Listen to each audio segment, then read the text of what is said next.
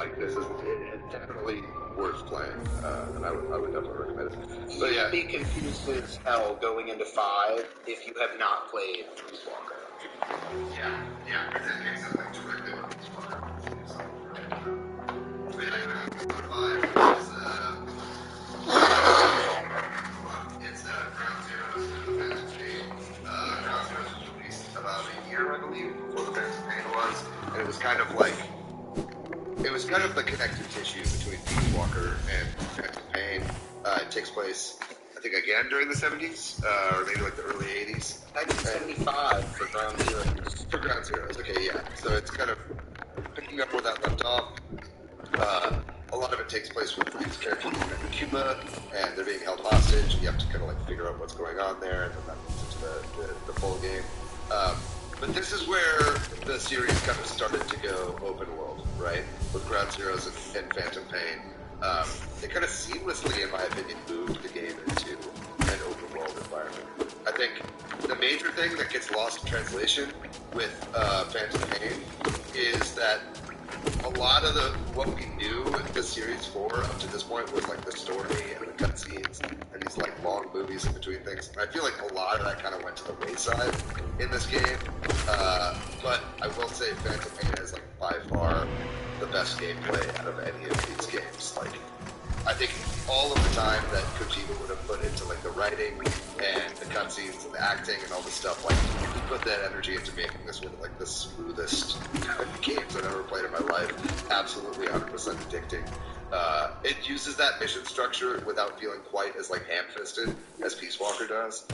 What do you think about this game, Joe? Like, where does this fall on your list of like favorites?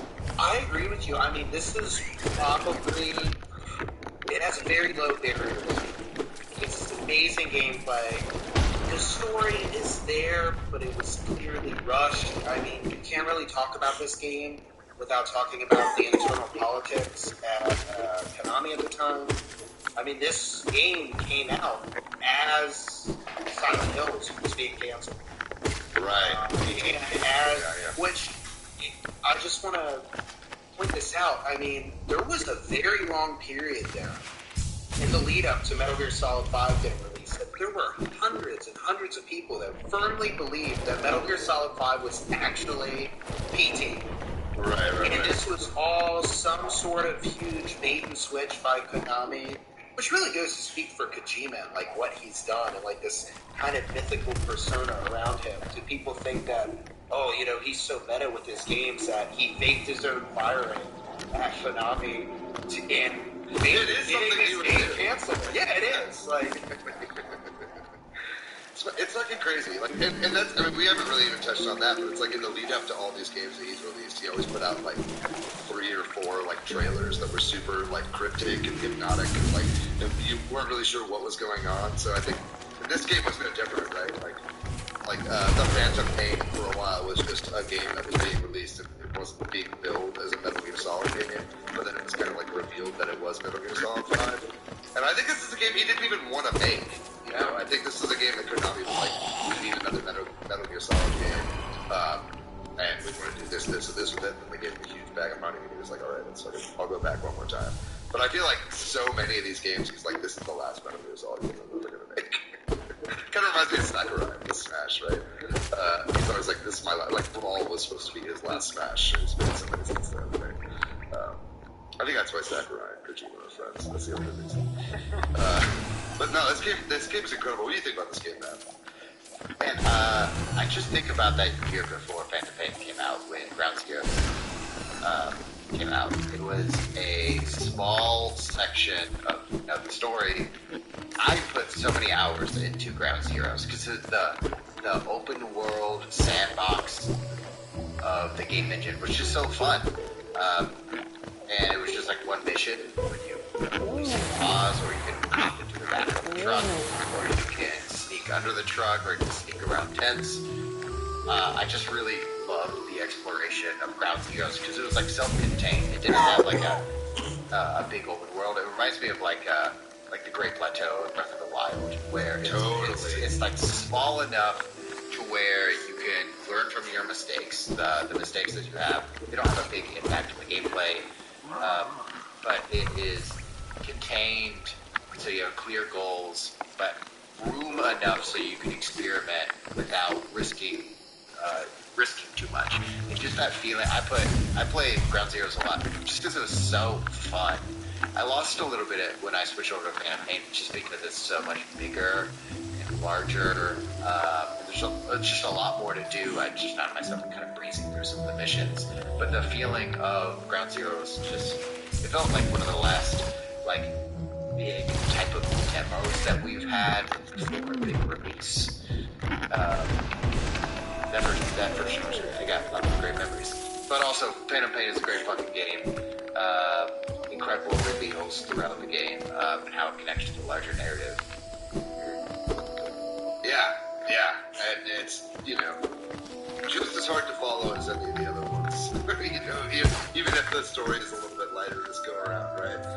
But it does do some good stuff, like the plot lines, even like the stuff that's later in the continuity with this earlier continuity. Like, it does a good job of, like, kind of introducing you to some characters that you'll met in Metal Gear Solid 1 and stuff like that, right? So, it was a pretty amazing story. Hard for me to, like, believe that it's over and this is the last one they'll ever make, because it is such a strange game, right? It's so different from the others. But I think Konami just hates Kojima, and, like, it wants nothing to do with him. Like, really doesn't want to work with them again. And Konami is the rights holder of the games, right? So it's like, at this point, it's like, who knows if we'll ever really see another game in this franchise. Because, they did one game past this with Metal Gear Survive, right? Which was, like, universally panned and hated. Kojima had nothing to do with it. I think it's like, he really is the secret sauce of this franchise that, like, understands it, like, gets what it needs to be, right? I think as of right now, a safe bet to make would be you're definitely going to see a Bluepoint remake of Metal Gear Solid. At some point. Well, there's a big rumor that 3 is being remade, right? Yeah, which makes a lot of sense because it is, like, the first story in the kind of continuity, right? So maybe they just start doing them kind of in that order. I mean, you wouldn't have to it still feels so modern and fresh. But no, this that game is really good. I played a duelist do have to give one quick shout out to Metal Gear Rising: Revengeance before we end. This is not a Kojima directed game, so it's not a game that is kind of serves as kind of a soft sequel, I guess, to Metal Gear Solid 4. Stars Rising, and the whole game you just chop things up with your sword. And it is very fucking fun. That was kind of what I ended my year with, even though it's not, like, technically, I don't know if it's canon or not, but it certainly feels like it. But it's big and down to, like, Bayonetta, if you love Metal Gear Rising: Revengeance. You've probably heard of it before. But yeah, we did it. That's the kind of, those are the games that I played through this year. One of the all-time greats. I can't believe I never played them up until this point. I just have no mind. David, once we get Metal Gear movie, we're just going to play Solid Snake. Well, you know who is, right? Yeah. He's cast. Oscar Isaac. Oscar Isaac.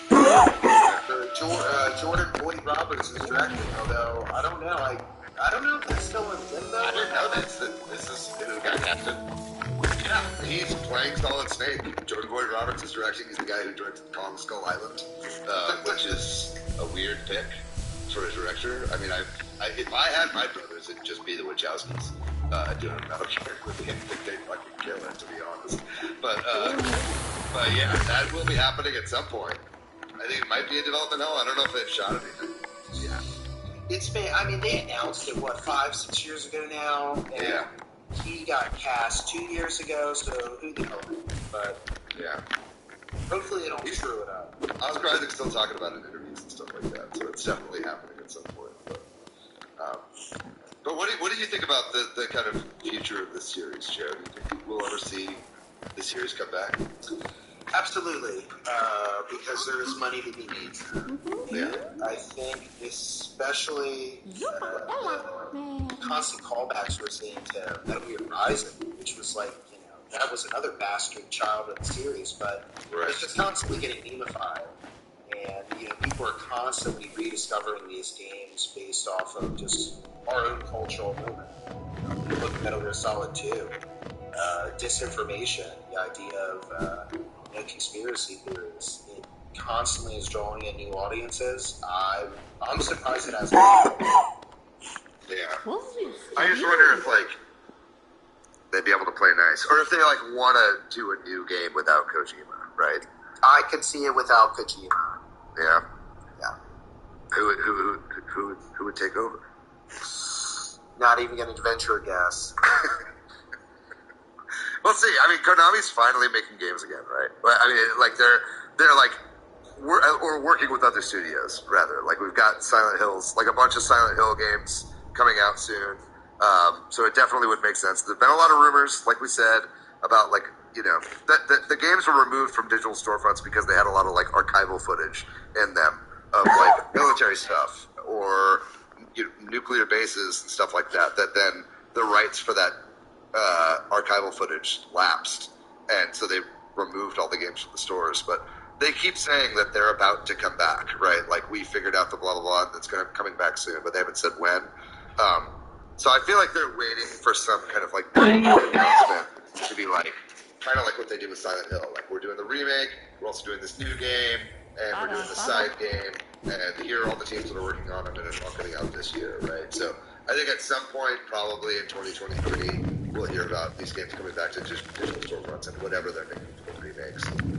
I just hope that includes, I just hope they can patch up whatever the issues they have between Konami and Kojima, because I think I wouldn't want to see anybody else tackle this franchise. I don't think I'd want to play a game by anybody else. I mean, Kojima clearly has moved on to Death Stranding and is doing kind of his own series of games now with his own studio. But I would love to see him come back to this. And seeing him this year, which is a big anniversary of this franchise, talk very, very fondly about these games, and you can tell his heart's still in it. He still loves this franchise. And I think he would love to make another one that people would play nice with the IP. Well, if the Iranians can sell weapons to the Israelis, then I definitely think that Kojima and Konami may come together. I have to throw a history reference in there for those of you playing at home. The Iranians are there. Thank you very much. You really put that into perspective. Thank you, Joe. Well, awesome. I think that's a great place to end then, right? Did you enjoy this episode, Patrick? Yeah, I have enjoyed it very much. I am ignorant about all of these games. I guess I need to try at least one or two of these. Patrick, I implore you to play every single one of these games next year and stream all of them. Follow in your footsteps. Yeah. Well, I think we're going to take a quick break, and then when we come back, we'll talk about the games that we've been playing recently. All right, well, I honestly don't have much to say here. I haven't been playing too many games except for Splatoon 3, so I might have played some match 3 type game called Salazar. Let's go! Me too, but that's about it. That's about it for me. Lots of Splatoon 3. I take little Splatoon 3 breaks while I'm working. Yeah. Nice. I'll go next. Mine's also pretty quick. Always Halo. Always playing Halo. My dudes played Mario Kart after Secret Santa, which is Secret Santa. That was really fun to play. That was fun. All those new modes where you can have combos of items. So great. Yeah. Yeah, we played a little bit of that. Yeah, for sure. Dude, were you there when we did the Lightning and Star? Oh, I wasn't there. I was there for bombs. What was it? Bombs and stars or something? It was bombs, stars, blue shells, and gold mushrooms. And gold mushrooms. Yeah, that was totally chaotic, but really fun. More fun than I was expecting. It's helped me bombs all the time. Yeah. No, and at one point we were all on voice chat too, and it was like the round started and we were racing, and then as soon as we hit the first boxes, we were all like, "Here it comes!" Just waiting for everybody to start going. The game mode does great for me because I'm not like a great Mario Kart player, and David, you are, and the other people we're playing with are really good at this game. So it's hard for me to play if I'm doing terrible. But if we're gonna play with items, which levels the playing field, I find enjoyment in that.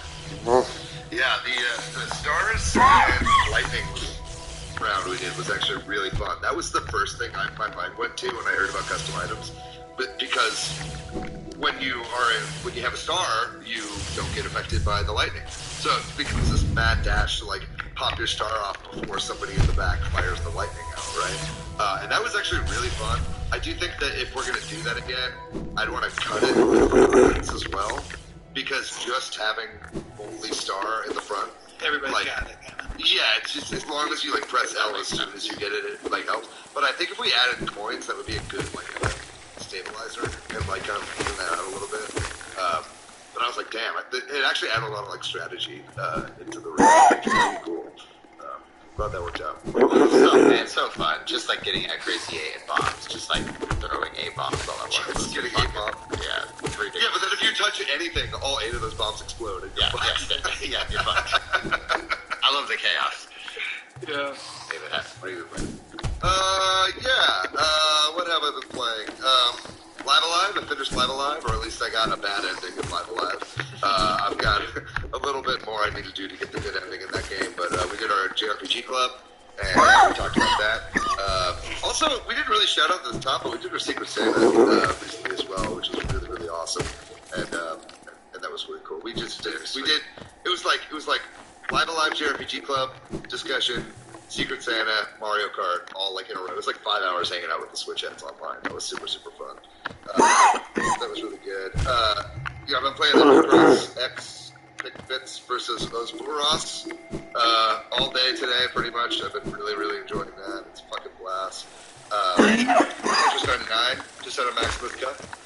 So I played some of that drunkenly the other night, actually, and fucking unlocked the theme anyway. And then been playing some stuff on my Steam Deck as well.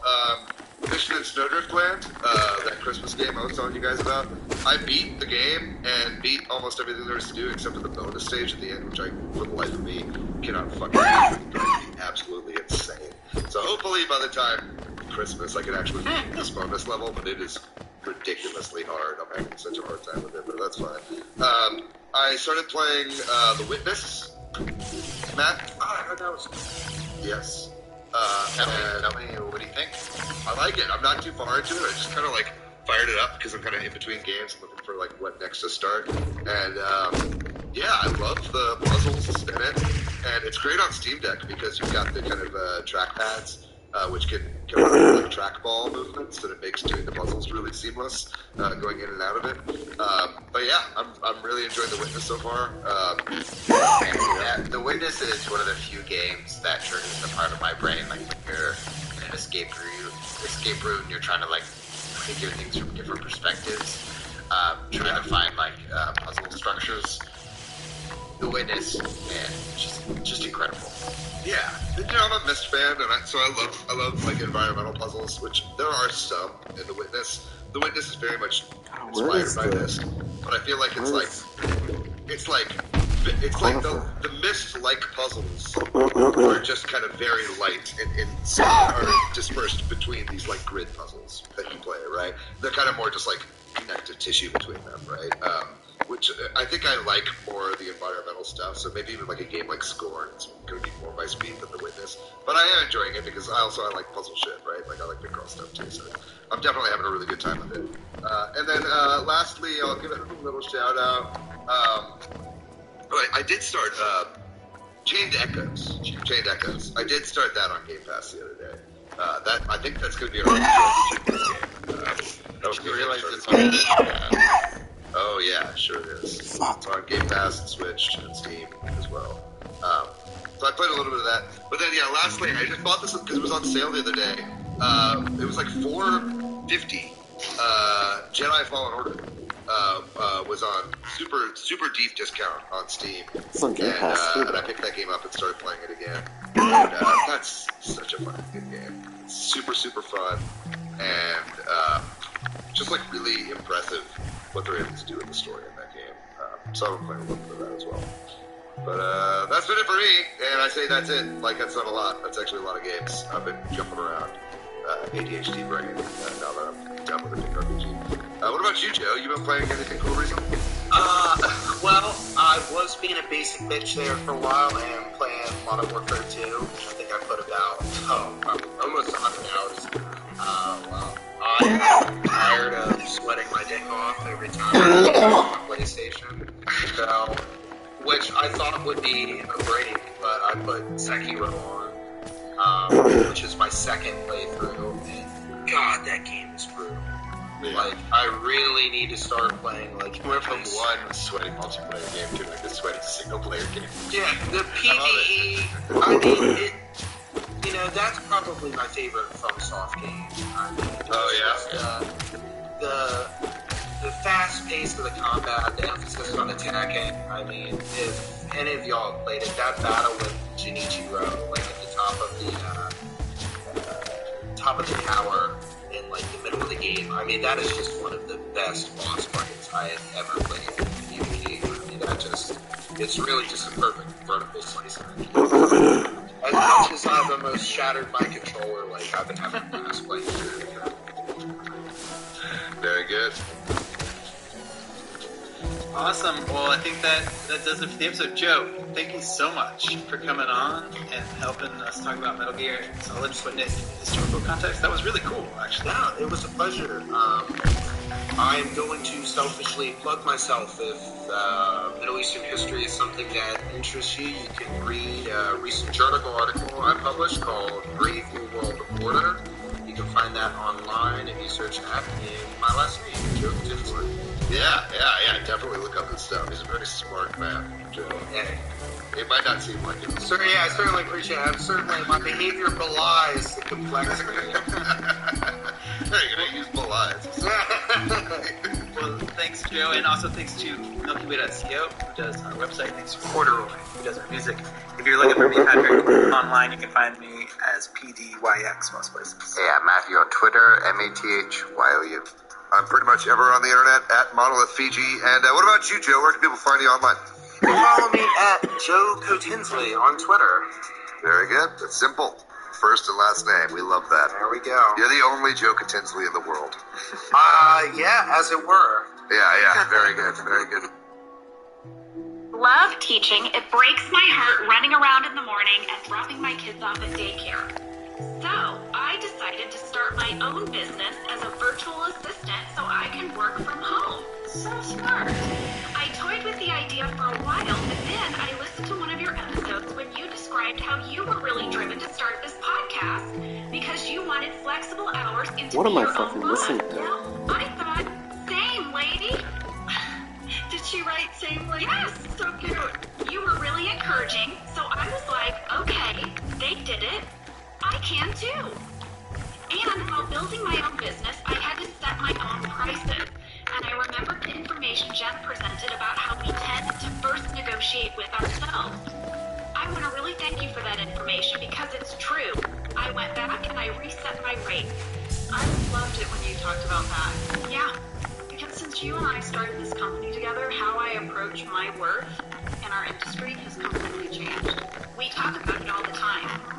When people reach out to us and they want to hire us for a gig, we so often apologize for being paid to do our work. But not anymore. Not anymore. Well, I think we should take a break. When we come back, I do have more deep dives. I'm not going to lie. If you like that portion of our show, this is the episode for you. We're also going to go back in time a little to some episodes that you guys wrote in about.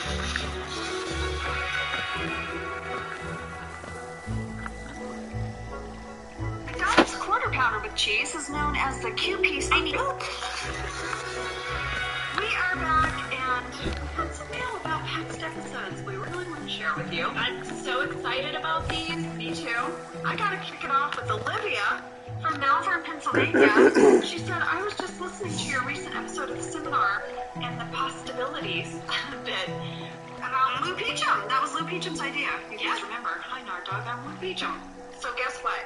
Olivia wanted us to know that there is a Possibilities. It's a real place. Yes, it's a very delicious Italian restaurant in Syracuse, New York. She said she has visited this restaurant many times with family and friends, and she did a little deep dive on Possibilities. Are you ready? Still my heart. I know, Olivia, we are thrilled.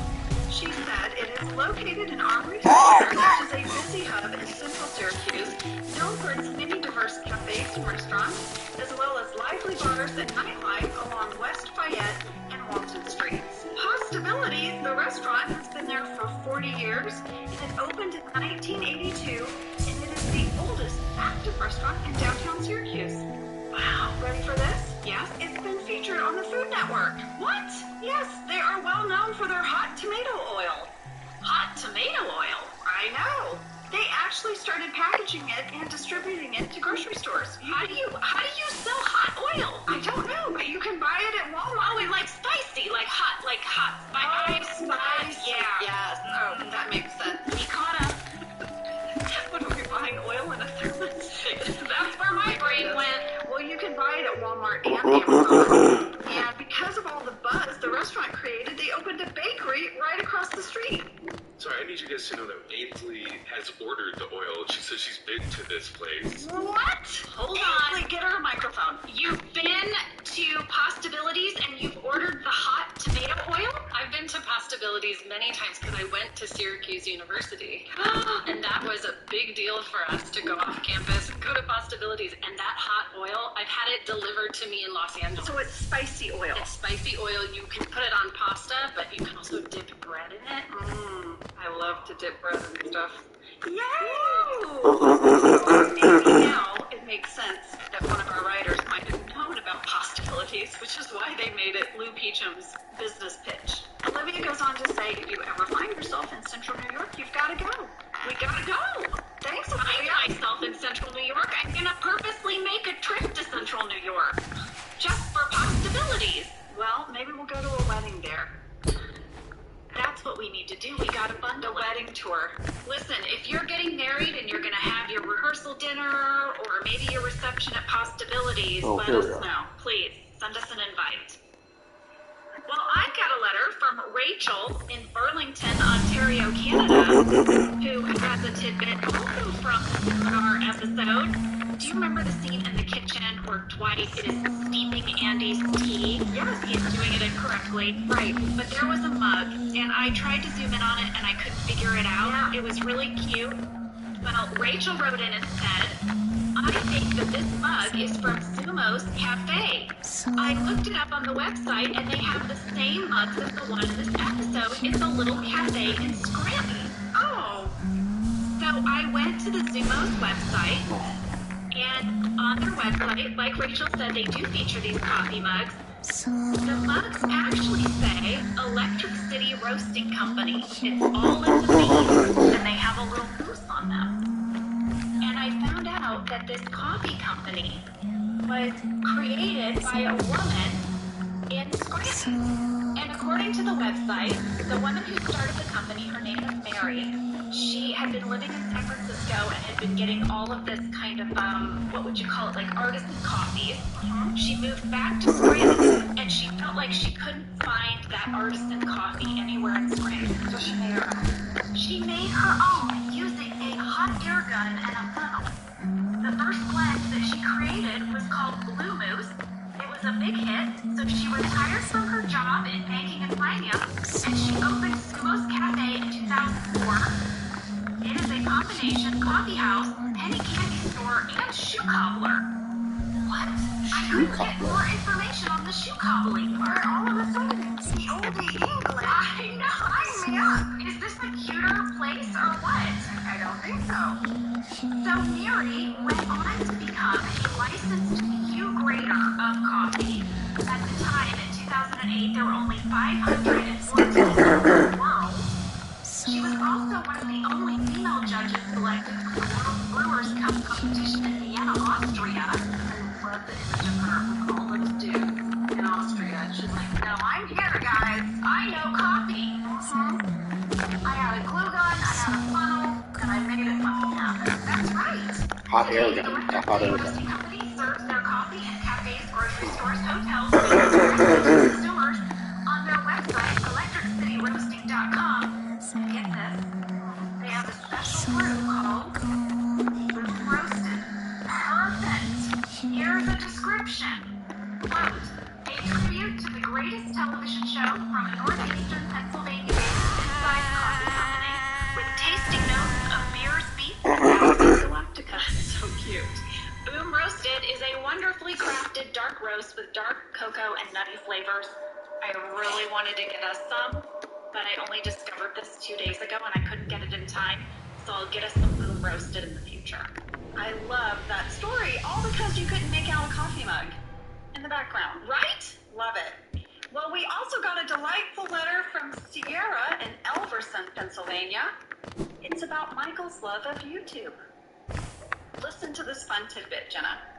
Sierra writes, here's why I think it's really cool whenever The Office mentions YouTube throughout the show.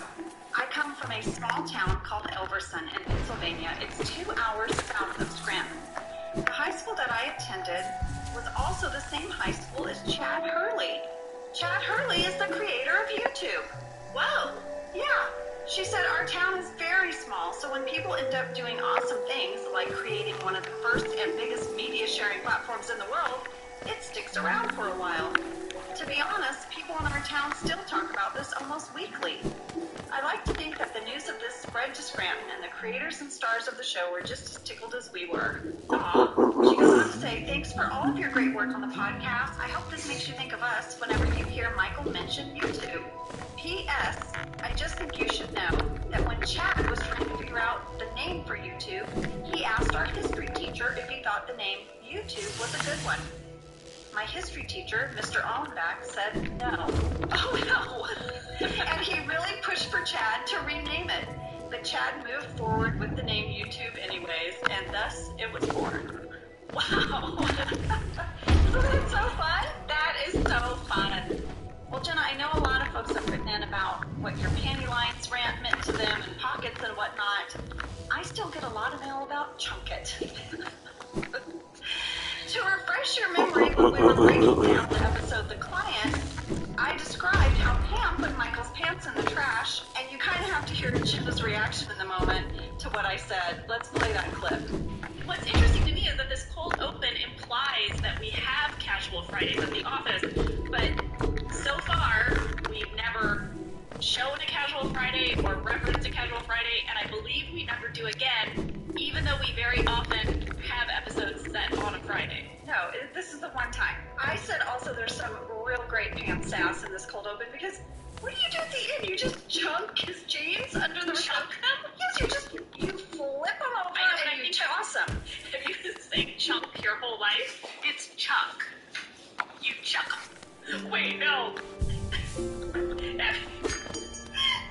Have you been saying chunk for your whole life? I think I said you chunk it or something. Chunk it?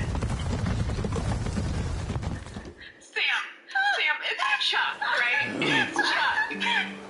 It's 100% Chuck. Some people. Another wiffle. Oh my god. Do you chunk your wiffle? I chunk it. Chunk it real hard at someone. Oh my god, I'm taking my glasses off because I'm crying. I'm crying loving story. I chunk it. Don't chunk it. Oh man. Lord. Somehow, people are still letting me know if they are a chunk it or a chuck it person. Whenever you're a chunk it, it really makes my day. Here are two I want to share. Becky B from Fort Worth, Texas wrote in and said, I don't have a question, I just had to tell Angela that I was just watching an IG video of a man rescuing a baby deer from a frozen pond. And he was using a sledgehammer to get through the ice. Once he had the deer in hand, he was having difficulty carrying it and the sledgehammer. In the background, you can hear his brother, who sees that he's struggling to carry both, and his brother yells, "Chunk it up here!" I heard that, and immediately I had to tell you guys. Wait. The brother didn't run in and help? The brother's like, chunk it over here! But like, dude, put down the camera and help me. I'm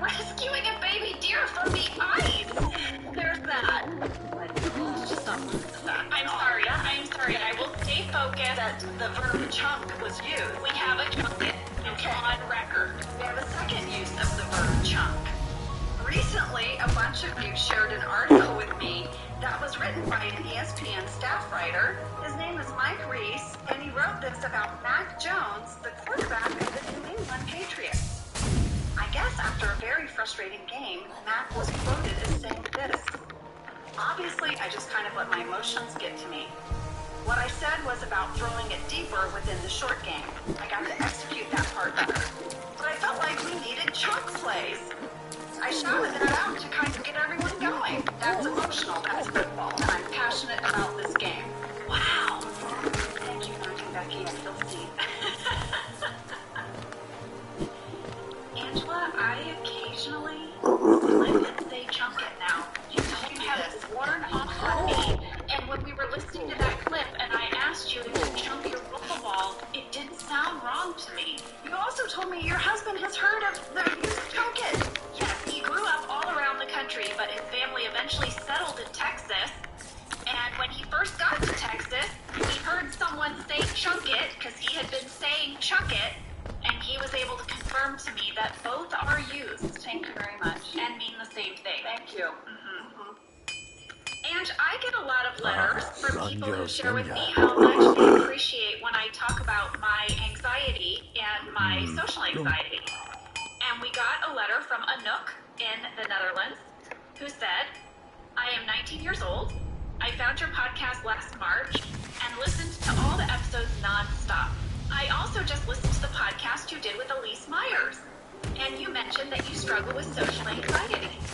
On previous episodes, you have mentioned that you had anxiety before, but I didn't know that you struggled with social anxiety, something that I struggle with too. I find it so encouraging that even though you have social anxiety, you still chose an acting/in-the-spotlight career. I was wondering if you could share a little bit more about your experiences of what anxiety was and still is like for you. Very thoughtful question. It is, and this is such a common thing. I have anxiety. I am also an introvert. That does not seem like a good formula for a career in the spotlight. You know what I would say? That you also love a challenge. Well, so it's like you gave yourself a personal life challenge. It's interesting because my therapist a while back actually said that I picked a very challenging profession for a person with anxiety issues. This is also someone who decided one year to never use a calculator and only do all the math yourself. You love a challenge. This is true. More sun? I thought I would start by defining an introvert because I was looking it up recently. Because I kind of wanted to differentiate between my introverted self and my anxious self. So here we go. First of all, I learned that psychiatrist Carl Jung developed the concept of introversion and extroversion in the early 1900s. And the easiest way to determine if you are an introvert is by discovering how you recharge your social battery. So introverts have a very low social desire and tend to prefer minimally stimulating environments, and they go inward to recharge. Extroverts are re-energized from being around others. So for example, after a long work day, do you like to recharge by being alone or by meeting up with friends? Guys, where are we on this? What do we have in our group here? Do we have introverts or extroverts? Introvert for me. Okay. Introvert, I love being alone. I don't believe introvert and extrovert. I think everyone's in the middle. Oh, I like that, Cassie. I love when Cassie's just sitting in the corner. What are you doing over there? I don't even know what you're doing. She's doing something with some wire. I know. It looked like you were doing something with wires. Who knows what you're up to? You're just quietly sitting there, and then we throw you on the mic, and you're like, Ranjo's It's like this quiet power. It's so awesome. I'm actually with Cassie. I love being alone, but I also would love at the end of a day to meet up with friends and, talk about our day and sort of commiserate. I need both in my life. I see. Well, let me see if this helps us. In 2011, some psychologists named Jennifer Grimes, Jonathan Cheek, and Julie Norum broke down the introverted personality into Ranjos, 4 distinct types.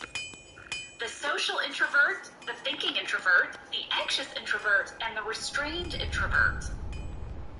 I read the 4 descriptions, and I'm most identified with the social introvert. A social introvert is most happy in either complete solitude, Ainsley, I'm looking at you, or in small groups in subdued places. A social introvert will happily go on a solo date or vacation. I'll have you know, I was going to the movies by myself as a high school senior on a Friday night. You still enjoy going to the movies by yourself. It's something we've talked about because I would never want to do that. Like, I never want to go to the movie by myself. I will go eat a meal alone in a restaurant. Table for one. I had to get used to that. It was really hard for me when I was on that show in Vancouver.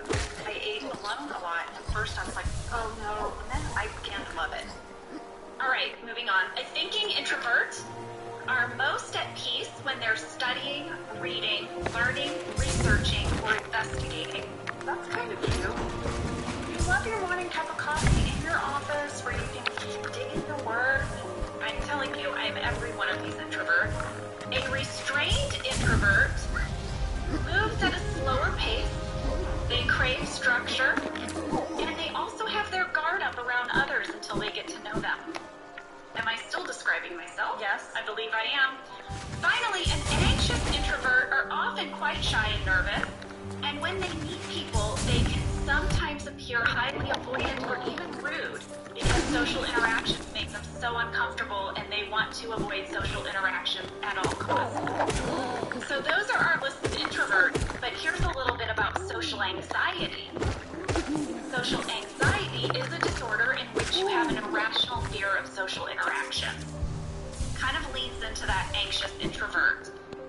Symptoms of social anxiety include excess fear of being judged. Not mild fear. I want everyone to understand, as a person with social anxiety, the key word here is irrational, excessive. Also, intense worry about embarrassment or humiliation or concern about offending another person. So I will say for me, I can go to a dinner party or a social interaction and on paper, everything went great. I always know what I'm going to get the next day with you. I get a voicemail where you spiral. Yeah. It's really amazing, actually. I can come home, I will review every moment in my head. I will think of all the ways I messed up, embarrassed myself, offended someone. My heart will race. I will lose sleep, sometimes for days. And this has been going on for me for as long as I can remember. I have always had this. I've gone to therapy for it, which has helped a ton. And I did that therapy before I became a professional actor, so I'm very grateful for that. I started therapy in my early 20s. But I have to say, Anouk, in answer to your question, acting has always been a little bit of an escape for me. In high school, like I said, I would avoid going to parties, but I loved being part of theater productions. I loved the artistic community. I felt safe there. It's a very accepting group of folks. It is, and I often do well socially when there's a project involved. When we all have something we're working on or working toward. Because I do like people, and I like being around people. And you're goal-oriented, so it's like you have that common goal. So while I love acting, the part that has been hardest for me has been the public events like interviews or red carpet, things like that. I wrote in our book, The Office BFFs, that Melora, who plays Jan, was a really great mentor for me and how to navigate that part of the business with boundaries and self-care. You know, it just requires a lot of thought, a lot of strategy for me. But yeah, this anxiety has never gone away. It just ebbs and flows. But here you are, crushing it, lady. Here I am. Listen, like you said, I'm also very stubborn. I don't like to be stopped. So I am a stubborn, social introvert with social anxiety, and an actor, and a podcaster, and a mom, and a friend. And I have the best BFF because having someone who will listen to me spiral the morning after a dinner party, that helps a lot. So thank you, lady, for being there for me. I always will. Now, Angela, Anouk also had a question for you, which is this. I know that Angela has shared that she grew up in Indonesia. And as a TCK myself, I was wondering if she could share some of her experiences and difficulties in growing up there and what it was like returning to the U.S. and if and how it has affected her identity. Oh my goodness. And first of all, I think I went into comedy because we moved so much and I was such a fish out of water growing up. And the quickest way for me to fit in was to make everyone laugh. But TCK means a third cultural kid. And you grow up not in your home country. And you have a hard time figuring out where you fit in. There's a huge part of me that loves and identifies with my childhood in Jakarta. And when I came to the U.S., I found it hard to fit in and find other people who had an experience like that. But yet, my family, my parents who were raising me in this other country, had all of their traditions from their culture and where they grew up. And when I would go to Texas and Louisiana in the summers, and I wouldn't understand pop cultural references, or I wouldn't understand colloquialisms, or I felt like out of place there too. And it was sort of like, where do I fit in? And then you have this small group of people who also grew up like you that you really hold tight and dear. I am still friends with my friends that I grew up with in Jakarta. We all moved and got dispersed, and that's another thing, because you don't have that constant touchstone of that neighborhood you always go home to, that corner store, that coffee shop. You grow up kind of displaced a little bit, and it makes me crave roots and tradition. I get very attached to the smallest things about family tradition. Like, okay, it's Christmas Eve. We open one gift on Christmas Eve. And I remember one year my mom was like, what if we just open all of them? And I was like, no! Because I needed some type of roots. And, but I am thankful for my childhood because I really believe, and I know this, that you could drop me anywhere and I will find a way to survive. I'll find my people. I'll find out what to do there, and I'll be okay. Yeah, I'm not fearful at all about new places and new experiences and new people and new cultures. I get excited about it. But yeah, and look, I can definitely relate to that. And ultimately now, as an adult, I see it as a gift. But when I was a kid, we moved back in middle school. That was a tough time. And middle school is already tough. Oh my God, it's like, what? Am I wearing a training bra? What's happening? The most miserable couple years of my life were middle school. I know. And I can still feel them. So for you to be also new, not just new school or new kid, but like new to being back in the country. Yeah. Wow. I know. I would say things too, and people would be like, what are you talking about? All the time. But Anouk, thanks so much for asking about that. It's a part of my childhood that I just treasure.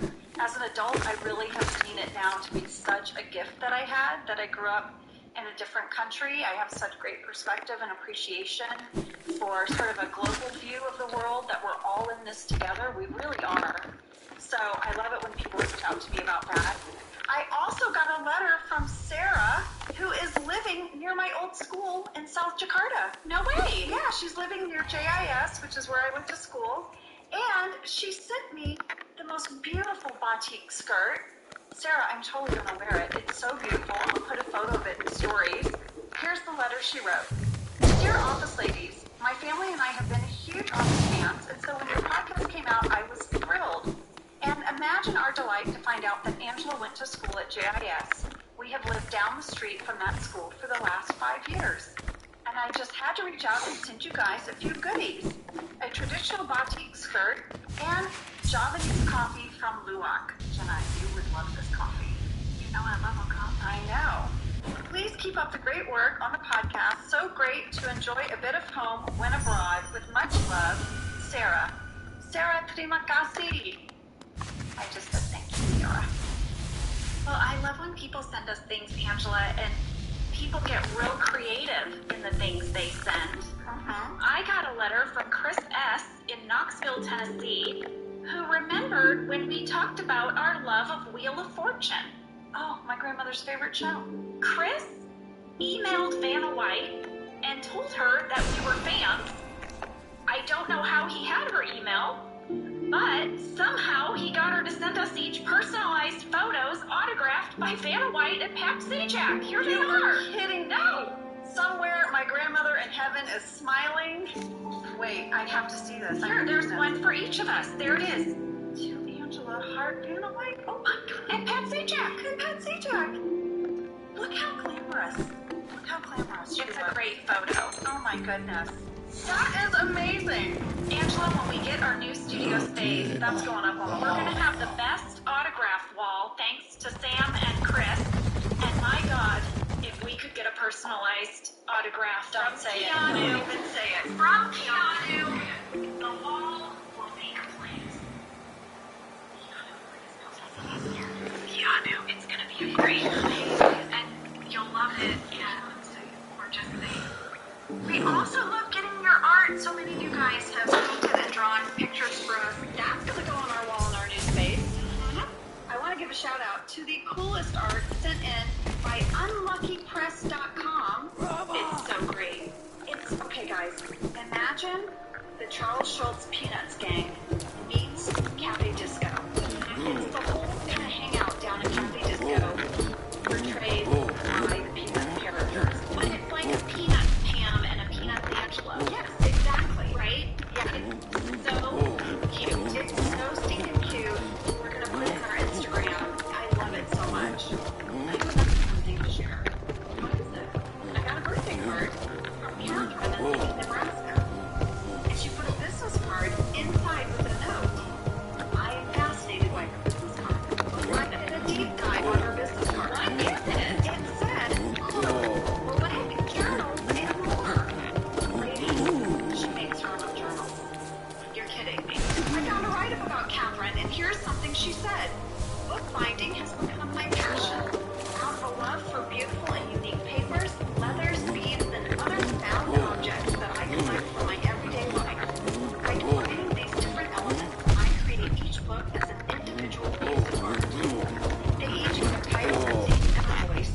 Each book is full of blank pages for use as a journal, a photo album, a sketchbook, or simply a personal place to put thought.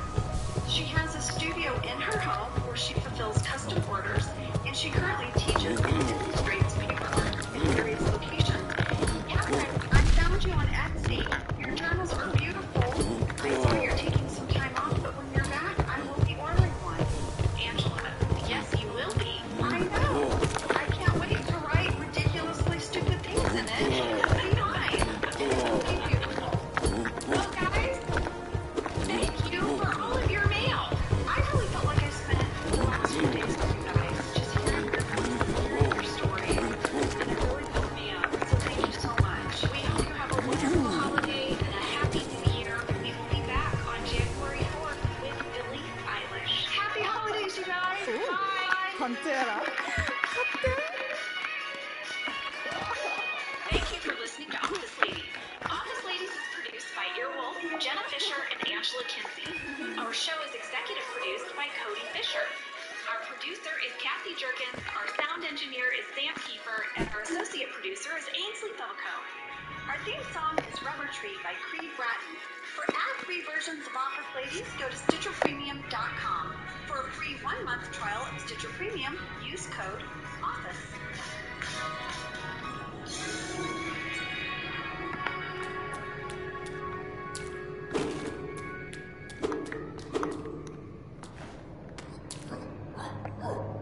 This show is sponsored by BetterHelp. As the world's largest therapy service, BetterHelp has matched 3 million people with professionally licensed and vetted therapists, 100% online.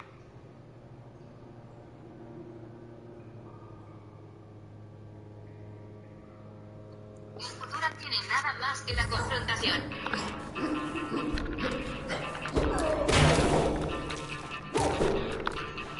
Hey, welcome to Unpopular Opinion. I'm your host, Adam Todd Brown. I used to write a bunch of weekly columns for a bunch of internet places, and I would use those columns to put forth all sorts of crazy opinions. And then I would come on this show to defend those opinions. But now, mind your own business. Joining me today, it's just me and Jeff. Do I do this every time? I'm Adam Todd Brown. Jeff is Jeff. We do this. I think Jeff does lunch.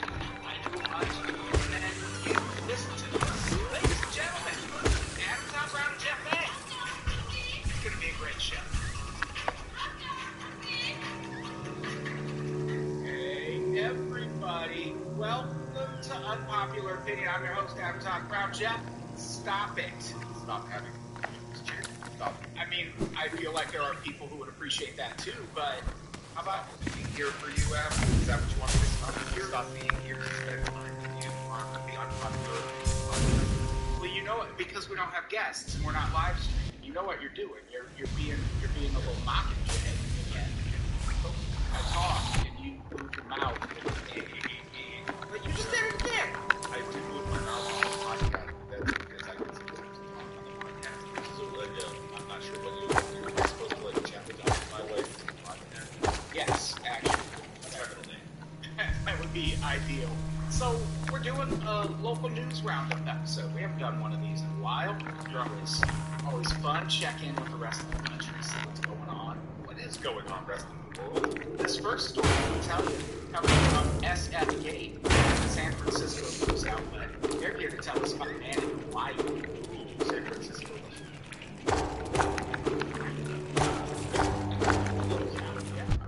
San Diego, maybe. Yeah. So a man in Hawaii reported his wife missing after a possible shark encounter. And Jeff, let me tell you, I'm a little skeptical. So here's the thing. I kind of had a friend and his wife died. Not by shark or they both disappeared.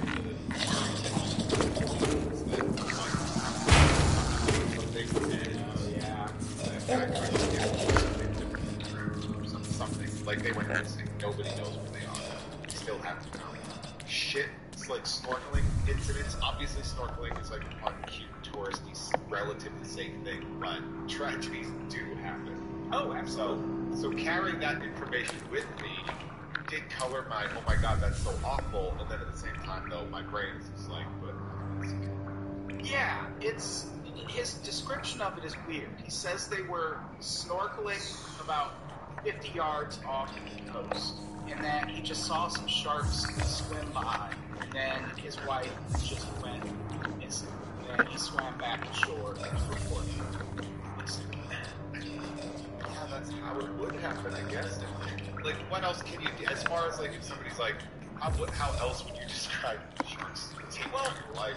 My question, though, is he had a lot of, and again, I'm not accusing this guy. I'm not talking his name. It's not hard because of this fucking happened. Nor me and Jeff all together did this kind of name. Yeah. Yeah. It's very fitting. But I've heard and read a lot of shark attacks recently, and they're never this. You know, they're not usually this. It's hard when you say it's a situation, because, like, if you're wrong about any implication, you're just like, hey, guy with a dead wife, we also think you killed him. Yeah. But then at the same time, I see true crime stuff to be like, yeah, guy with a dead wife probably killed him. And there was a recent shark attack in this area. It happened in 710. Mera! In that case, the person got attacked and they lost their left eye and a finger on their right hand. But they didn't just vanish.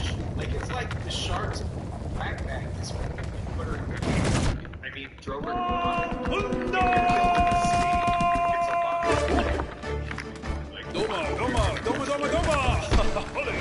If she gets killed in any way, her body's just gone. I mean, it wouldn't wash ashore. It's not like the sharks put her feet in cement. Doma! And I think we do sit down a lot and not be there's no guarantee that Doma! Would wash ashore. Yeah, maybe she was delicious.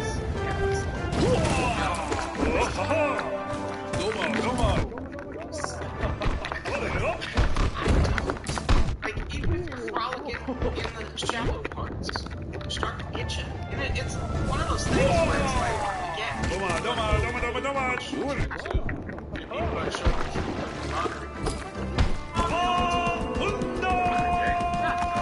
all the time. The craziest shark attack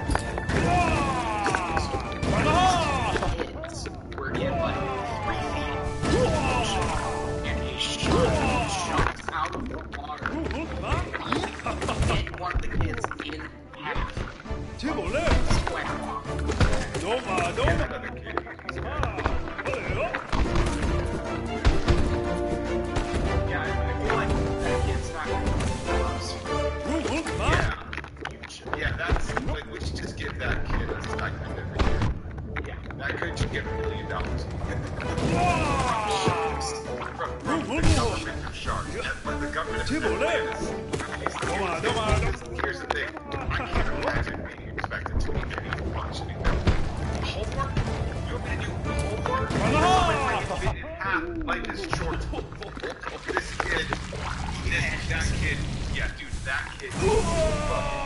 get money every year from the government to live life to the fullest. That is Probably those parents, too. anyone that witnessed that should at least get like a Disney World. Shark is probably a little fucked up. Yeah, with that. Yeah, it's like eating ice cream really late at night. There's like this of it. Yeah, life comes at you fast. I can't believe I didn't put it in the notes for the episode today. I also read a story recently from my hometown, where at a Caterpillar, a guy had just gotten a job at Caterpillar, which is a farm equipment manufacturing company, among other things. Cat, you might know that. And they did not have all the proper safety regulations in place at the area he was working. And his, I think, 11th day on the job, he fell into a 10-foot deep vat of molten iron and was incinerated, like immediately. Like you see in the movies. Yeah, like, you didn't even feel it. Yeah, you just fall in and poof. Like, imagine getting that call. Like, your husband finally has a goddamn job, because he had been unemployed for a long time, because the employment situation in that part of the country is great. And he had 2 kids. I have thought about that story every single day since I read it. When I used to work in the trucking terminal back in college, I noticed my boss was kind of a moron, and not in the sometimes moron stale up way, but I noticed that one of my bosses was particularly stupid with that man, and I couldn't figure out how he ever got into that position. And then it turned out that the reason he got into that position is because his supervisor, he used to work on the docks as a forklift guy, one of his supervisors, they just decided, like, a forklift got stuck, and they decided not to follow, like, the official regulations, and they basically hooked the chain up from one forklift to the other, and they had to be like, hey, throw it in reverse, I'll try to pull it, and they had a guy, like, jump on the chain to, like, loosen it up, and this guy got fucking crushed, and, like, died, like, his whole body was crushed. And the 2 guys in the forklift, because the company was involved with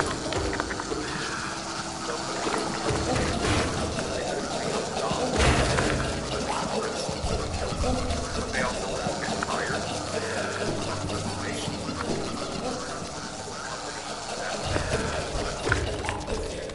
So they ended up both getting pushed to the which as like sorry to be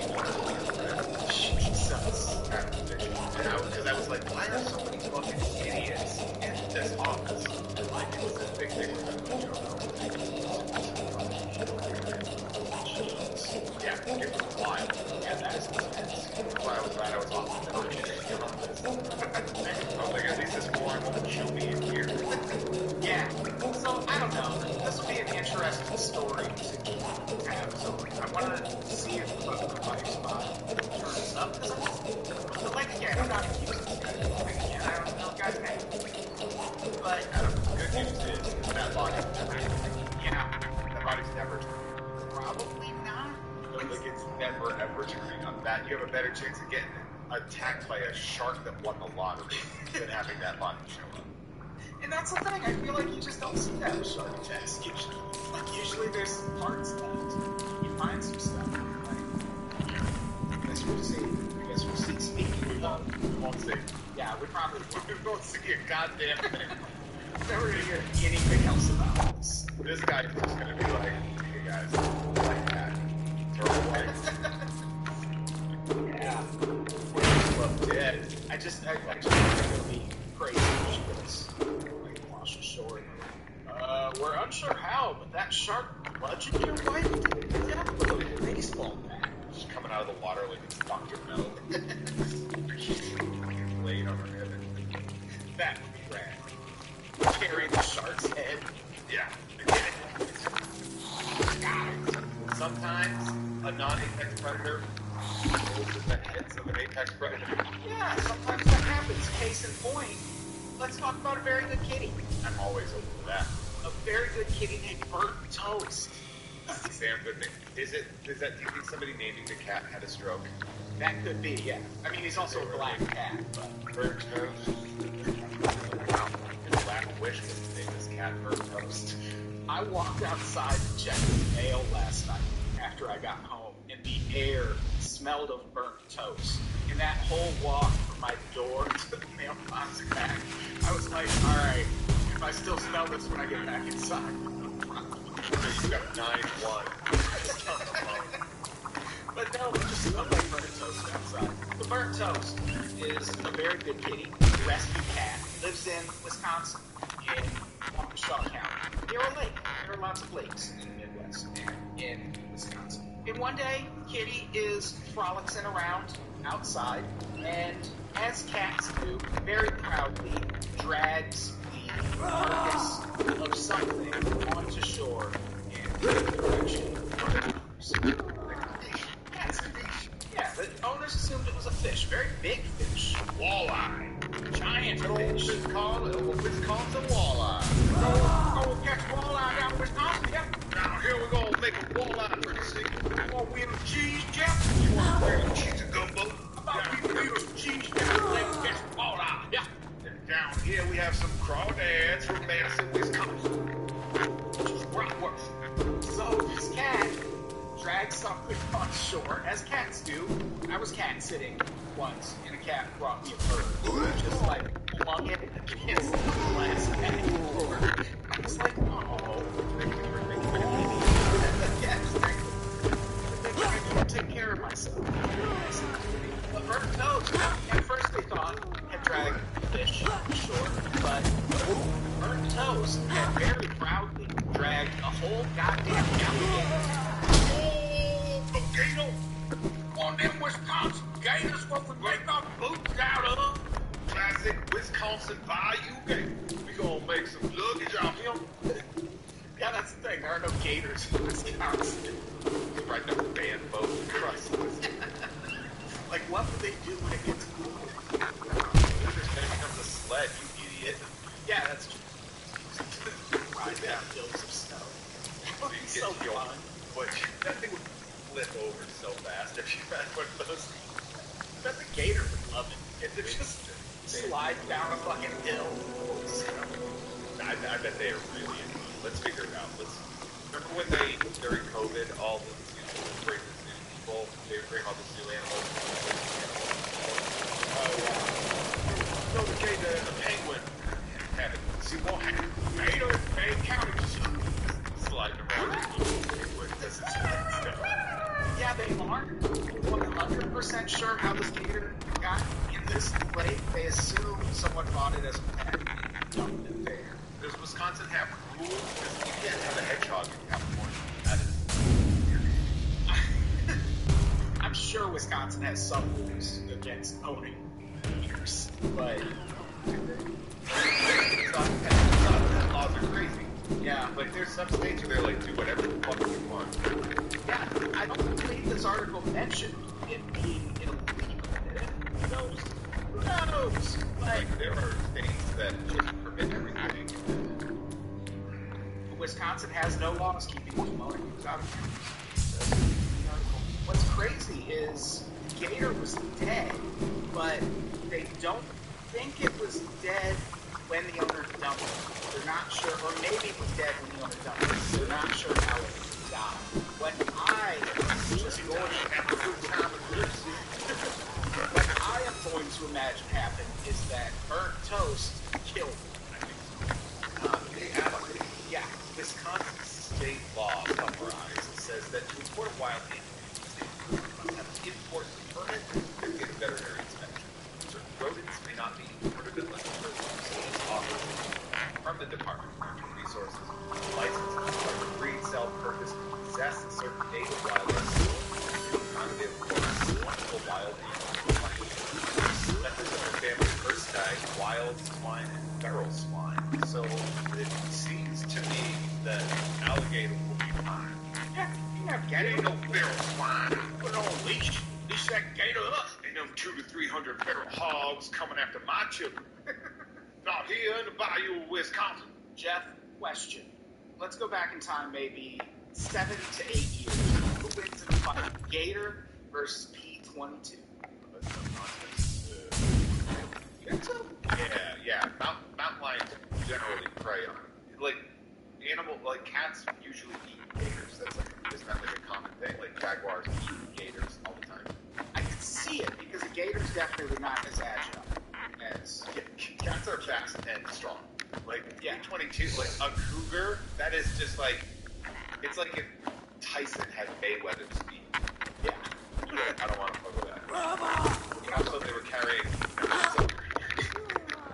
I've always heard if you're getting chased by a gator, you just like run with a zigzag. It's gonna be like, hey, that's not fair. I can't move that way. If you're getting chased by a gator, just kick its ass. I mean, they're fast. And the thing is, what a gator is going to do if it tries to catch up to you is knock you over with its tail. Then it's going to attack you. Yeah. You don't want to Out in Wisconsin lake waters. 22. By the way, bird toast. Yeah, I think bird toast. I think bird toast is cat tail. It's more like a cat. So let's talk about P-22. Arguably the most famous mountain lion in the world. Definitely the most famous in Los Angeles. Yeah, he's sort of. Somebody did an excellent tweet about it where they were just like, remember when you were sad? Yeah. This is our P-22 is royalty. Because here's the thing, P-22, he's lived in Griffith Park basically for a decade. And what is very special about that is to get there, he had to cross the 405 and the Guadalupe, which Those are pretty dominant highways. The three major arteries. if you've ever seen one of those famous videos that goes up on social media every year at Thanksgiving of people on the road to go home for the holidays in Los Angeles, and you see this just gridlock traffic for miles and miles, that's usually the 405 or the 105. And P-22 had crossed that shit. He did that and survived. He has been hitting his ankles on trail cams and motherfucking chihuahuas ever since. That's been relative to the attacking domestic animals. They actually hasn't been as prevalent. But it's also important to know that this very P-22 is 12 years old, which is ancient by mountain lion standards. It's very old. And the thing about him attacking chihuahuas, Jeff is correct. I'm putting a little hyperbole on it. That's actually a sign of him being in distress. He has attacked pets. Because there's also videos out there of people walking their dogs, and they like encounter P-22. The dog and P-22 just like give each other the what's up, and then keep moving. Yeah, but there's a video that recently came about where P-22 is walking a chihuahua, and then that chihuahua is gone. Yeah, and in that case, it like snuck up on him. Yeah, even the owners were like, yeah, I mean, where is his place? Like everybody understands, like, hey man, walking your chihuahua in P-22's backyard. Yeah, this is his place. P-22 town. So yeah, but the people of LA, especially the people I see on my feed, are furious that he was captured, and they're like, they better not put him down. And it's like, he's so old, like, and he's going. It looks like he's in distress and possibly on the form of dementia that might come about being this old.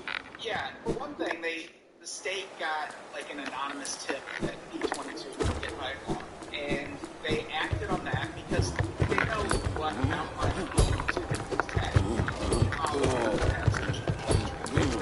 Some would say a blood collar. Yeah. That collar, you've seen that collar. It's like the same regard.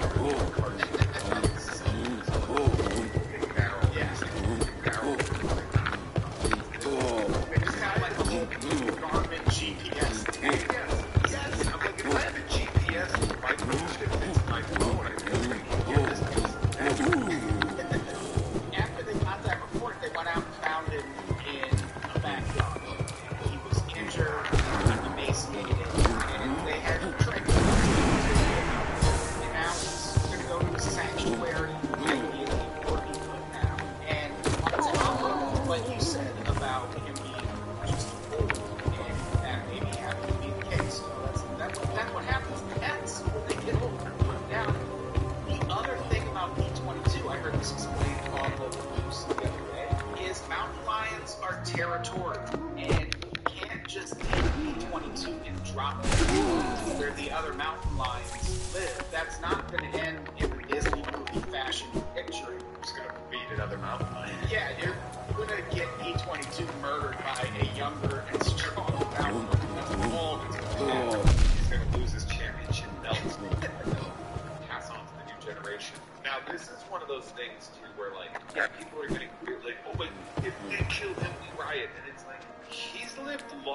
than any other mountain lion. Like, what do you want to have happen? This would be like, I think he's a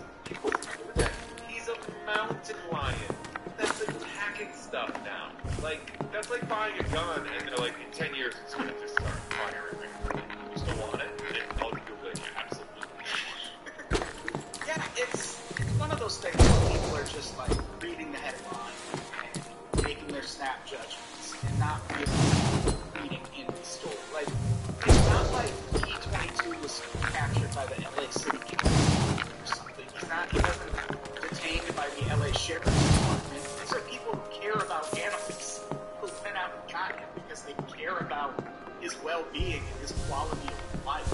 If they determine he needs to be put down, it's because he's not living the quality of life he deserves. People are treating this like a camp spot. Yeah. How could you do this to our unhoused neighbor? It's like the cat that's going to start attacking. Yeah, it's gonna eat one of you someday. Yeah. And that. Yeah. Alright, let's switch gears a little bit. Speaking of places where you're about to get attacked by a ferocious New Mexico. There was a heist in New Mexico that is just the latest in a troubling string of beef jerky-related crimes. I feel like you're blowing up our spot right now. Why's that? Well, sure, but we said it's happening, so it's not a crime. That is just a confusion. There are several layers to the story. First, there's the part where Dee Dee's finest beef jerky in Espanola, Mexico, remember that? I lived there. Yeah, great place, great place. Shout out. It is an institution robbery, and it was robbed twice in 2 days. And the way that the crime happened, first, burglars broke in after the store closed at like 10 o'clock at night, and just So that's a problem right there. closed it. You need a 24-hour Yeah. have any semblance of success along with safety. Yeah, no doubt. Armed guard got kicked off of his college football team. Yeah. So the burglars broke in 10 p.m. on a Saturday night during the first week of December, steal a bunch of beef jerky. And because there are apparently no crimes or burglar alarms or police happening in Espanola, Mexico usually. I mean, Mexico. What? Why would you follow the law? Yeah, that's a good point. Mexico. So they break in at 10 o'clock at night and then come back at 4 o'clock and steal more. I have to wonder, was that the same team of robbers, or did it come to universe? Because, well, it could be that someone broke in at 10 o'clock at night, and then someone else was in the area at 4 a.m. and was like, hey, is the front of that window just shattered? Probably just go in there and get some beef jerky. It is New Mexico. Yeah. So it could be just there was a line of people to rob that place. Yeah, I don't know. And they had to have not had an alarm, because You would have been jerky. yeah, but still, Nobody's going to rob this place. Why would they do that?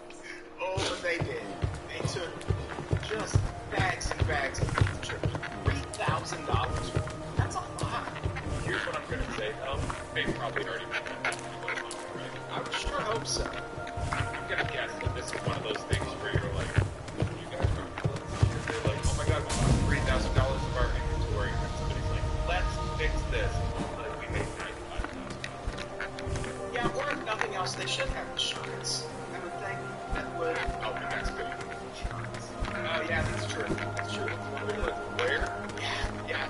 People miss that all the time when you see an insurance commercial. Read that fine print. Always says New Mexico excluded. It's a fool's bet getting insurance. Somebody in New Mexico. Be insured in New Mexico. Except there's a goddamn hot air balloon in the sky somewhere. Yeah. If you insure something, it's like betting against the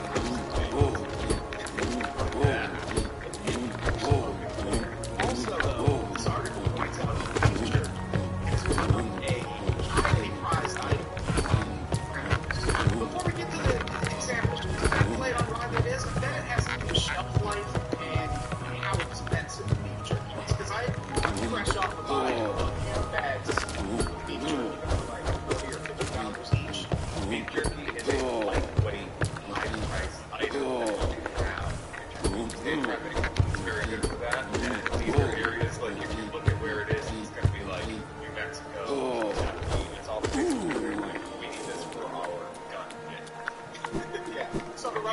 much beef jerky you're probably put on the government list.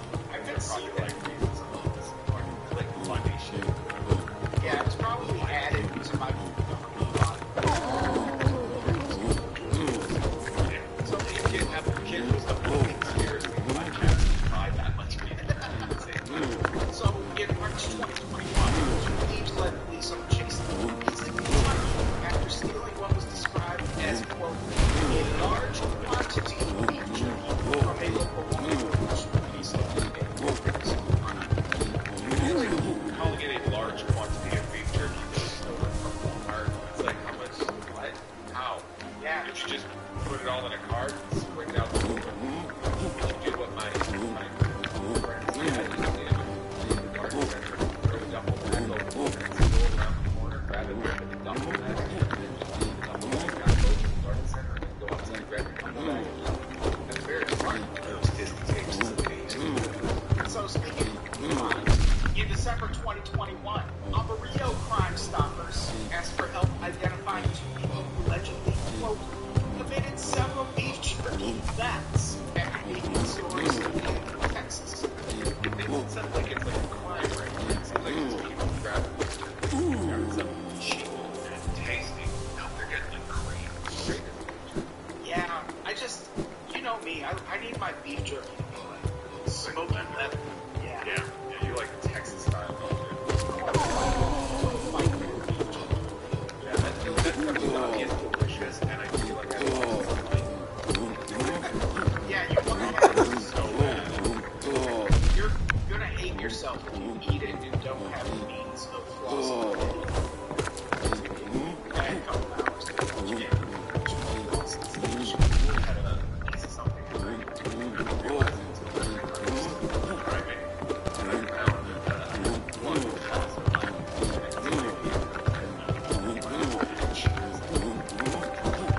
Hey, you mentioned crime breaking.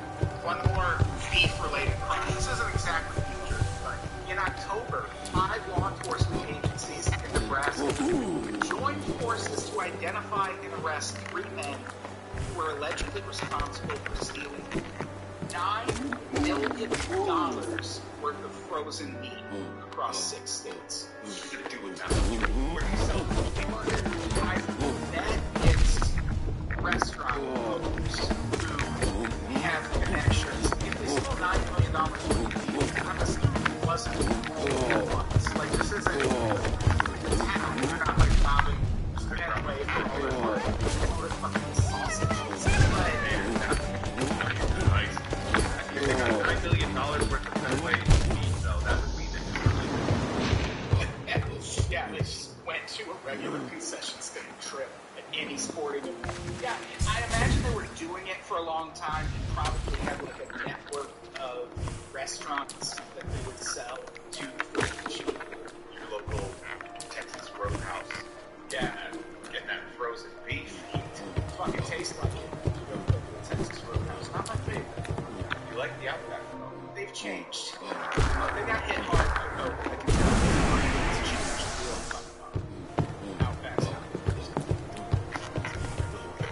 Which was average.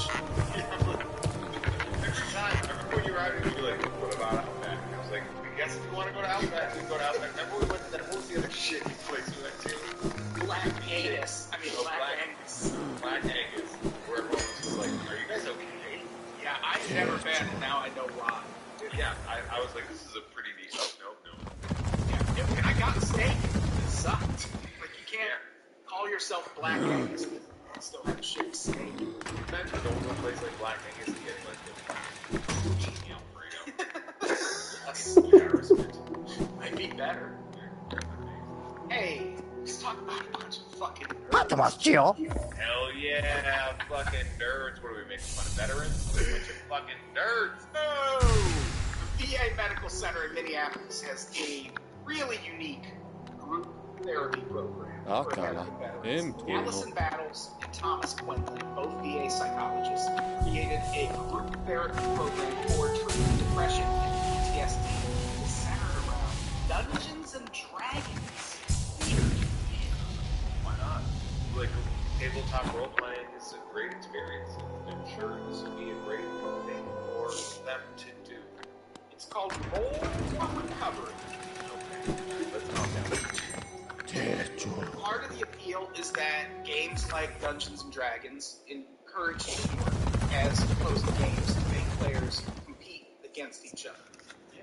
If a game doesn't have a loser, I'm not interested. Yeah. Are you a big Dungeons and Dragons guy?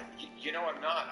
When the decisions were made when I was young, because I didn't have enough money to invest in all these different things, I chose either role-playing games, like Dungeons and Dragons, Shadowrun, things like that, or you went with card games, your Magic the Gatherings, your Pokemon, your Star Wars, etc. Yeah. I was a card game guy. I liked the collectability of Dungeons and Dragons they really have. Yeah. So I spent all of my time with CCGs, primarily Magic the Gathering. For me, I'm old enough. I'm a little older than you, and I was old enough to be there when Dungeons and Dragons really became a nationwide thing, like in the early '80s. But also young enough that even if I wanted to play with my cousins and shit, I wouldn't have been good at it. But yeah, you would have been sad. I was fascinated just by all the imagery on the books and getting graph paper and drawing your own fucking maps and shit and the dice with 20 sides. I thought all that was really cool. I just didn't play it. And also, Dungeons and Dragons and Atari kind of emerged around the same time as Atari. So, yeah, it was funny too because obviously what they did with this with Gary Gygax being a big fantasy guy growing up, you can see and stuff like that. But it ended up because obviously it had a cartoon that was out and it was very divisive. I wasn't allowed to watch that cartoon as a kid because my mom bought into the Satanic Panic.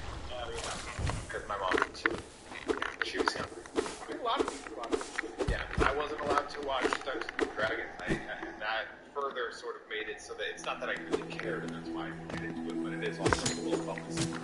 Well, it's interesting that you bring that up, too, because they mentioned in this article, and so it's very long, detailed, and interesting article that we don't have time to get into all the technical details. But they mentioned that science has actually been exploring the therapeutic benefits of Dungeons and Dragons since the 80s, and the thing that kind of recapped that research was Satanic Panic. Buying into that, at the same time science was like, no, this thing might help me. Yeah, and then Unsolved Mysteries would be like, were these people killed because of Dungeons and Dragons? It's like, maybe that person played Dungeons and Dragons, but that's... Well, there was that murder that happened, I think, at the University of Michigan, where a kid killed someone in these little tunnels that run under this.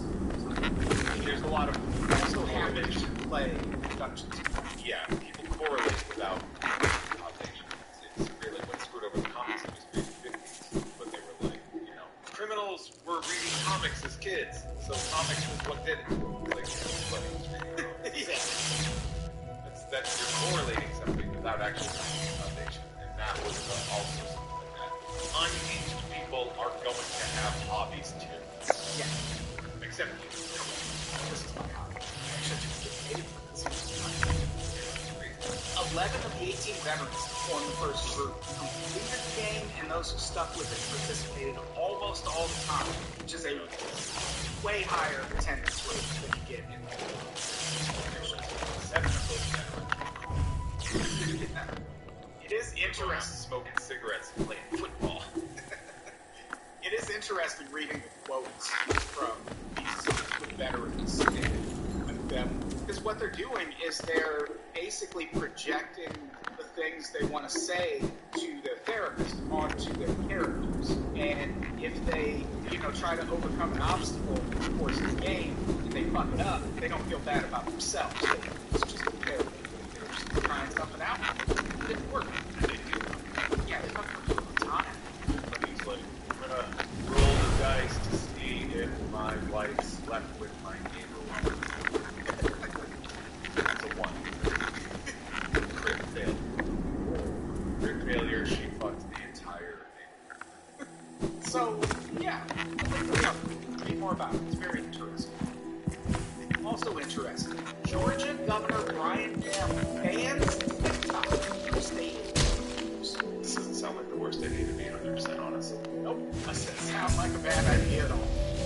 Yeah, not a good person. This decision, not the worst. Yeah, this is actually story 1 of 2, and it's kind of that. So we're going to talk about 2 people that I vehemently disagree with, who have both done things that I think is probably worst in this situation. Bryan County issued a memo recently that notified executive branch employees that the social media app TikTok is now banned from state-owned systems and devices, including employee-issued laptops and cell phones. But it would be way funnier if you didn't get to stop trying to do dances and setting ups all the time. Yeah. Because we gotta get shit done, man. We can't have you guys doing all these fucking dances across the fucking hall. Yeah, issues a pie chart of what people are doing at the State House, and it's like 66% TikTok dances. They take time. They take time. You don't break into a dance. You have to actually choreograph it. Yeah. You have to get one of those posters that has where you put your feet. Even funnier, it would be if he just couldn't get the steps right in a dance. So he's like, fuck this, no TikTok. No TikTok. Why I banned Guitar Hero from my household. So it cited government cybersecurity concerns as the reasoning. The state of Georgia has a responsibility to prevent any attempt to access and infiltrate insecure data and sensitive information by foreign adversaries such as the state. Yeah, well, I think what they're most worried about is it revenue to watch HBO. I think they're worried about misinformation because as much flack as Young's in Twitter and Facebook for spreading misinformation, it's the worst on TikTok. Like, TikTok is unhinged in that way, and it's like, it ranges anywhere from, election misinformation to misinformation that'll get people killed to just like casual, meaningless misinformation. Remember we had Kim Krall on at one point, and she told us the story about a woman in India. I don't even remember what happened. She was all inside her and died. And we were like, where did you hear that? Yeah, well, that didn't happen. It's just the old, it's the new version of the old internet. It's the spiders crawling around in the night, or a year, or whatever. It's like, no, that's literally created to prove why spreads fast. Yeah. So this order also bans the use of apps like WeChat and Telegram, and this is happening all over the place. Last week, the U.S. Senate voted unanimously on a bill that would ban the use of TikTok on all federal agency devices, and FBI Director Christopher Wray said the app is national security concerns. It is owned by the Chinese. It is. Yeah, it's owned by, our biggest technical rival in the world. And it has been used to spread election misinformation. And it's not inconceivable that China could have seen what happened with the 2016 election and how heavily that was influenced by Facebook and been like, oh shit, all we got to do to influence American politics is set up our own social media platforms, promote the shit out of it. And an election comes around, we can influence things toward candidates. Like, it is a legitimate concern. Big lottery win for them to come up with a development Yeah. like China for really making it work. I mean, there was some money behind TikTok, for sure. Yeah. And I never trusted TikTok. Like, it seems like in the process of building deep things, it seems like the next logical step. Like, Twitter is where you get a person's personality. Facebook is where you get your public information. Instagram is where you get pictures. And TikTok is where you're going to get what it looks like when they move. And that is kind of all you need to feed into an AI program to produce some very, very convincing fake videos of you. And it's a recipe for that future we are all concerned about, where we'll never really know. Yeah, like we'll never really know if information is really good. The ending of The Running Man.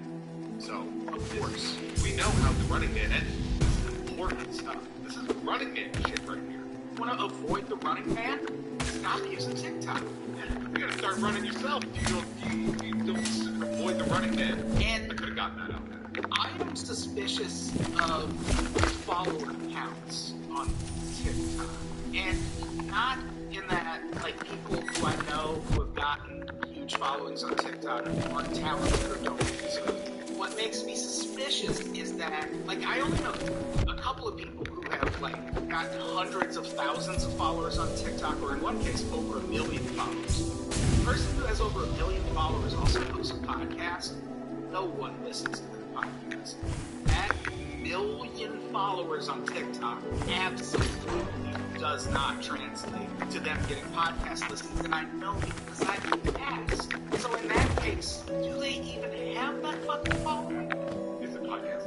I mean, it's a true crime podcast, and it's not my favorite because it's one of those true crime conspiracy podcasts that just tells you the conspiracy and doesn't give any context. They're just like, decide for yourself. It's like, nope, you're supposed to decide. Listen, especially if it's some fake bullshit. So, yeah, I don't know. I mean, it's good, but it's not my podcast, so it's sort of like how people just skip out on the plugs of episodes too. Like, following one place does not guarantee success in what your career. Look at like when what your responses are to a joke that you make versus, hey, this movie check network is finally being released, and if you just listen to it or give me a review, I can eat. And people are like, yeah, I'm not gonna do that. So that is another part of that where just the abject idea of a following does not equal support. Right. And that to me kind of makes TikTok not worth it. Like it almost makes I feel like there's something to those follower counts being as high as they are and not translating into something else. Yeah. You're worth it. Oh, don't be that way, Jeff. Although I think TikTok would have been a good way to survive. Like I get we're in a pretty interesting place, you know. Like we're in a place where we're like, you know, but if you were in like South Dakota, TikTok I can imagine. And speaking of South Dakota, that's another place where TikTok has been banned on state computers. And in this case, it was South Dakota governor and unfortunate smoke show, Kristi Noem. painfully hot. Yeah, and she is. I lived in South Dakota when she started her ascent, and she has blown up since it started. Over and you're like, man, I want to fuck the worst person I know. Yeah. That is unfortunate. But she also took her stance against China a step further. Again, I think she's a walking piece of shit, but I don't know that she's wrong in what she's trying to do in this one regard in South Dakota, which is she recently announced that she and a few other legislators will push to restrict foreign purchases of agricultural land in South Dakota. Yeah, that's one of those things where you're like, yeah, this is probably a good idea. But you also hear about foreign interests, not just China, Russia, also like buying up a shit ton of houses in the United States. And I know it feels like xenophobia a little bit. I feel like we should put a stop to that. But also, if you really want to get a control on housing prices and things of the like, you probably do need to get a little bit of control over that. This is the problem with conservative viewpoints, which is, okay, what do you support? Jingoist patriotism or free market capitalism? Because you can't be a jingoist American and be like, America, when America should own all its own property, and then be like, free market, guys off. Because, China, like them buying all this land, that's the free market. That's that free market that they just bust the nut over all the time. And yet, so they want to limit the free market when it gets in the way of that, which is the entire problem of free market capitalism. Yeah. Which is, bad people can do whatever they want if the market is free. Right. And they did the same thing with Huawei a few years ago. Huawei is... I love that phone that I had so much. I think they're still the second largest smartphone manufacturer. Everywhere else, by Huawei. But what was happening in the United States is China was so far ahead in 5G technology that Huawei was coming in to U.S. markets and being like, hey, sorry Verizon's not doing what you need them to do. We'll build your 5G infrastructure. We'll build it for really cheap. And the United States government eventually stepped in and was like, no, they're spying on us. And it's like, are they spying on us, or do you just not want them to get that jump on building 5G infrastructure in the United States? Yeah, that's the whole spying on it thing is interesting when we think about how much stuff that we get from China, and you're just like, maybe we'll put something in the TV. Yeah, that's the thing. When it comes to China and espionage, we don't have control over the supply chain and the actual building of those phones. So they could just slip something into the hardware. So, yeah, it's silly. Like, it's genuinely silly that they believe that this would be the thing that would prevent China from spying. I mean, what else if we wouldn't, though? but it also speaks to that criticism of the free market. In that, again, like you said, if the market is free, China should be able to come in and build 5G infrastructure. And these areas, a lot of them were rural areas that bought this infrastructure because it was so much cheaper. Now they're like, so we have to like pull it all out, put like newer, more expensive stuff in. The government was just like, I don't know, figure it out. Who knows? And like, is that sure would like it. Like, is that Republicans looking out for the free market? Not really. And by the way, I'm not saying that this is the right or wrong thing. I'm saying straddling the line of that sort of blind patriotism next to the line of capitalism in Christy, you're fine accidentally. Yeah, especially when it comes to agriculture. I don't know if I'm super opposed to putting all sorts of regulations on who can purchase that. Let's take it a step further, not like the corporations mind either. Good luck with that. Yeah, exactly. Like, but also, she is right in that is kind of crucial to our food supply in this country. And you are going to want some limits on an adversarial nation owning a whole bunch of your food supply. I wonder if it's just like, well, hey, you have to sell it to them or they will war it out. Yeah, and I'm sure there are criticisms of this idea that go beyond, well, that's not how the food market works, or this is xenophobia. And I don't know either of those. I didn't really find it when I was reading about this. Some of the quotes, I believe they really are like, we don't want nations that hate us to buy this stuff. Like, we shouldn't let anybody buy this stuff. Yeah. Like, why would it be okay for Britain to buy this one? And yeah, exactly. Say that. And they're very good. The communist China. Right. Communist China. Keep my South China's gonna buy my farmland down here. Welcome to South Dakota. Welcome to South Dakota. Hey, we're just South Dakota. Get yourself out of here, get it. Classic South Dakota. There are lots of gators in South Dakota. So, yeah, I don't know. This Kristi Noem's still a huge piece of shit. I don't want her to be Trump's VP. Also, although she would probably be a less scary option than Carrie Lake or Marjorie Taylor Greene. Yeah, right. Actually, now that I think about it, I wouldn't be surprised if Kristi Noem ends up as Ron DeSantis. The slightly less unhinged. Well, that's the thing. I wrote a column about Trump and Carrie Lake possibly running as an independent ticket, because there's no way Trump's getting. I think we have reached a point in history where there's no way Trump gets the Republican nomination. Like, they'd be out of their fucking mind if it's not nominated Ron DeSantis. And I really hope he runs it. I really think he's going to make it because but I don't want him. I don't know if I want him. Like, there's no. Here's the thing. What I was getting at, that's the whole problem. Republicans will push Ron DeSantis as a moderate solely because he doesn't dispute the results of the 2020 election. Other than that, he's exactly like Trump, except he's a better politician. So that's the thing. Trump will run as an independent, and they'll be like, well, you don't want that. You want this more moderate thing. And Ron DeSantis isn't really shape or form moderate. No, but hopefully that will siphon enough. Hopefully it's a Nader effect where it siphons enough of the votes away from the Republican Party, because the Democratic Party.